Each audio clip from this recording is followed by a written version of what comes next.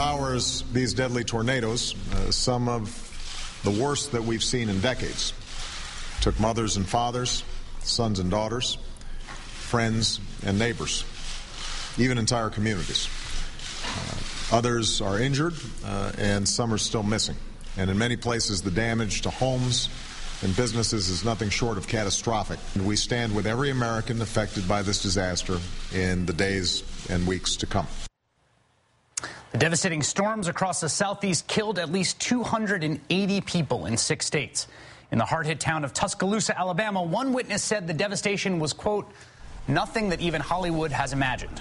Weather experts say some tornadoes were a mile wide with a violent power and force only seen in 1 out of every 100 twisters. President Obama is planning a visit to Alabama tomorrow to see the damage firsthand. NBC News has a team of reporters across the southeast. We begin with Weather Channel meteorologist Jim Cantore in Tuscaloosa. This is the moment one of the massive tornadoes ripped through Tuscaloosa. Student Chris England could hardly catch his breath as the funnel approached. Just one of many that touched down in states across the South overnight. Buildings flattened, cars tossed around like toys, entire communities gone. At least 195 lives lost in Alabama, 36 in Tuscaloosa alone. We have neighborhoods that have basically been removed from the map. We have businesses that will no longer be able to engage in commerce. Those who rode out the storm, like college student Justin Johnson, realize they're lucky to be alive. Went outside, opened the door, and just started crying. Something we could do. It hit in Ringgold, Georgia, without warning. First responders were on the scene quickly, but no one was prepared for this. It's like something out of a movie. It just doesn't really seem real at this point. Rooftops on apartment buildings in Georgia and all across the region peeled off like sardine cans. At least 14 killed here. Mississippi looks like a war zone. More than 30 dead here. Rescuers continue to search for survivors. Not even the Smithville Cemetery spared. There was branches falling out of the sky before we even knew the tornado was coming.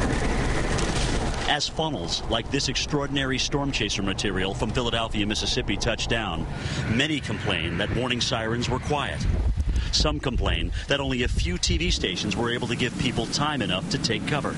We saw just a mass of people walking around with a stunned look on their face as this caught everyone by surprise. This storm left floodwaters in Virginia, Tennessee, and Maryland.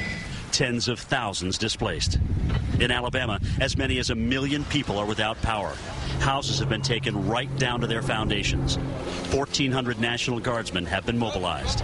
President Obama has declared a state of emergency in Alabama.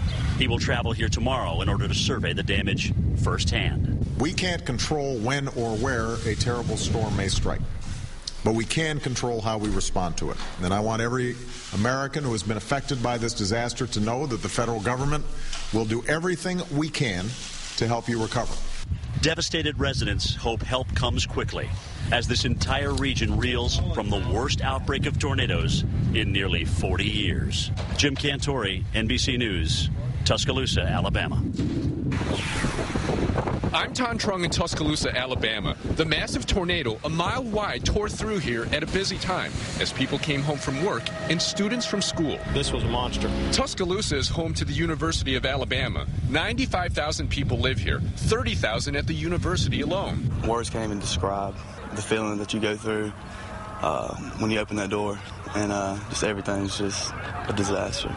36 are confirmed dead. Among them, 3 students from the college, all friends of Jesse Strickland. This is my friend Scott. Their house ripped right off its slab. His favorite hat. Today, Strickland sifted through the rubble, finding her friend Scott's shirt. There's nothing you can say, nothing that's going to fix this or make it better or bring them back. Across the street, 22-year-old Angela Smith says she's lucky she can retrieve what's left of her home. Smith hid in the closet with her dog when the tornado hit. Were you praying, and what were you praying for? I was praying. I said, "Dear Lord, just please keep me safe." That's the only thing I could do. Smith and her husband got married just 4 days ago. The newlyweds are now among thousands dealing with disaster. There's a reason why this happens to people. You just pick up your pieces and keep moving. Search and rescue efforts will continue through the night. as the city tries to figure out how to rebuild. Ton Trung, NBC News, Tuscaloosa, Alabama.